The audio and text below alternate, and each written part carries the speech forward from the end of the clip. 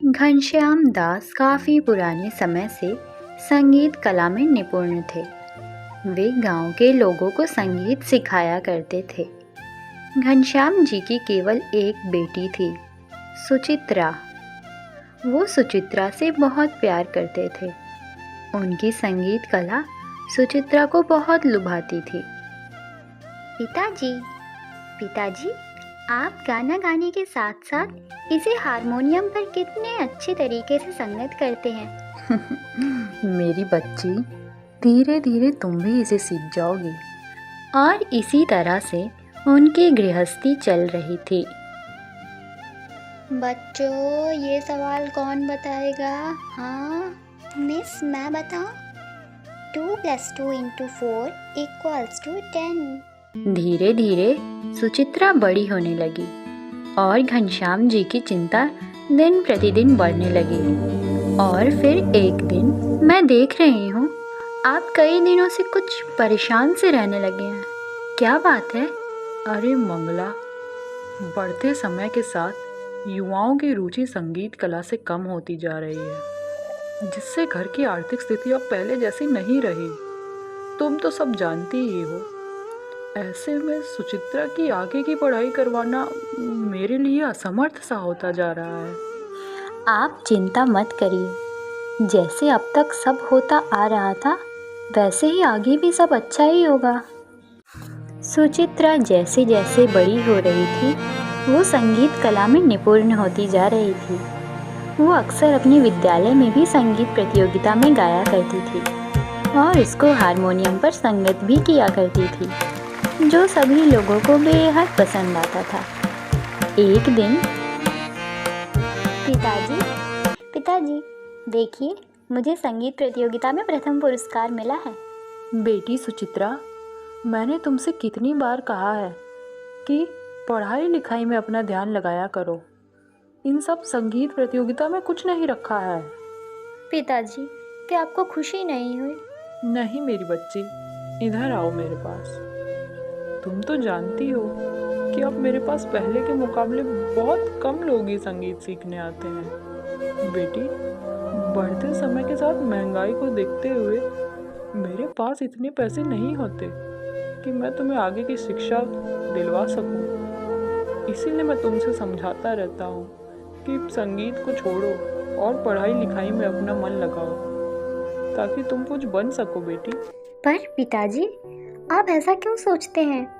माना कि प्राचीन संगीत की महत्वता अब कम हो चुकी है, फिर भी हमें इसे लुप्त नहीं होने देना चाहिए।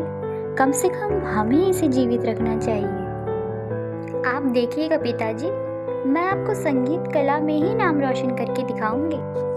और फिर कुछ ही समय में सुचित्रा की स्कूली पढ़ाई पूरी हो जाती है, पर घर की आर्थिक स्थिति खराब होने के कारण वो आगे पढ़ाई नहीं कर पाती और सारा दिन घर में ही बैठी रहती है, जिससे उसे बिल्कुल भी अच्छा नहीं लगता। सुचित्रा ने कई विद्यालयों में संगीत शिक्षिका के रूप में आवेदन किया और फिर कुछ ही समय में उसे एक अच्छे और बड़े विद्यालय से संगीत शिक्षिका के लिए चुन लिया जाता है।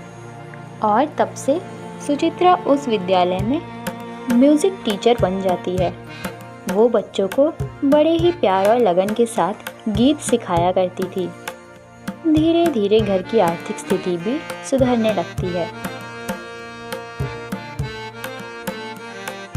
एक दिन उसके विद्यालय के प्राचार्य उसकी संगीत कला से प्रभावित होकर एक पत्रकार को विद्यालय में आने का आमंत्रण देते हैं और वो उन्हें लेकर सुचित्रा के संगीत सुनाने ले जाते हैं। सुचित्रा मैम, ये एक मशहूर पत्रकार मिस्टर अजय हैं। ये तुम्हारा संगीत सुनने यहाँ आए हैं। नमस्कार, मेरा नाम सुचित्रा है। आप लोग बैठ जाइए।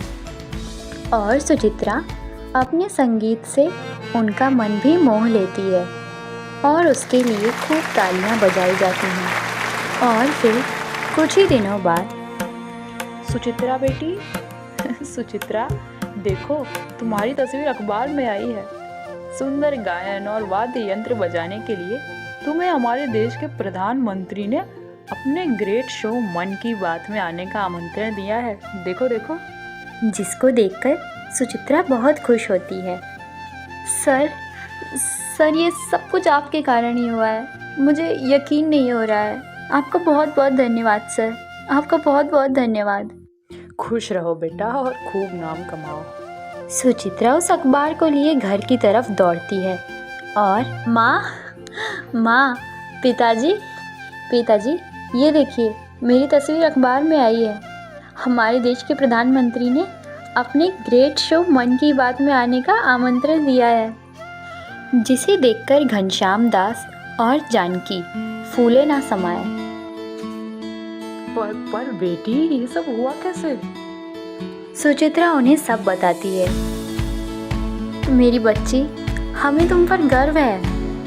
और फिर आने वाली 10 तारीख को वे तीनों द ग्रेट शो मन की बात में जाते हैं, जहां हमारे भारत देश में अनेक कलाकार हैं, जिनमें से एक सुचित्रा दास जी ने प्राचीन संगीत को इतना बखूबी सीखा है। आज मैं उन्हें इस मंच पर बुलाना चाहूँगा। और सुचित्रा स्टेज पर जाती है। आप सभी का बहुत बहुत धन्यवाद। मैं सुचित्रा दास। मुझे संगीत की शिक्षा मेरे पिताजी से मिली है।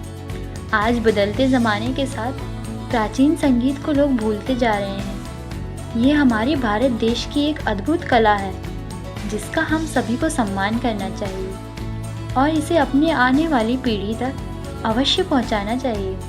धन्यवाद। जिसके बाद उसे प्रधानमंत्री के हाथों महान संगीतकार का पुरस्कार भी दिया जाता है और फिर उसे 1 लाख रुपए का चेक भी दिया जाता है। मैं चाहती हूँ कि ये मुझे मेरे पिताजी के हाथों से मिले। अरे पर मैं कैसे जाऊँ सुचित्रा? जाइए, असल में ये आपकी ही कड़ी मेहनत का फल है। जाइए। जिसके बाद घनश्याम दास जी उसे चेक देते हैं। उनकी आंखों में खुशी के आंसू आ जाते हैं। बेटी, तुमने जैसा कहा था वैसा किया। तुमने आज ना सिर्फ संगीत का बल्कि मेरा नाम भी रोशन कर दिया है। मैं आज बहुत प्रसन्न हूँ। आज मेरा हृदय बहुत प्रसन्न है। मेरी बच्ची, हमें तुम पर गर्व है। ये सब तो आप दोनों का आशीर्वाद ही है और बहुत प्रसन्न है। तो चलिए एक गीत हो जाए। जिसके बाद वे तीनों गीत गाते हैं और खूब मुस्कुराते हैं।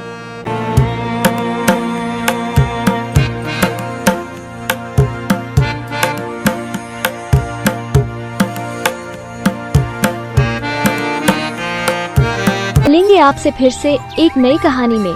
तब तक के लिए अपना बहुत ख्याल रखें। नमस्कार दोस्तों, आप देख रहे हैं चित्रकथा टीवी।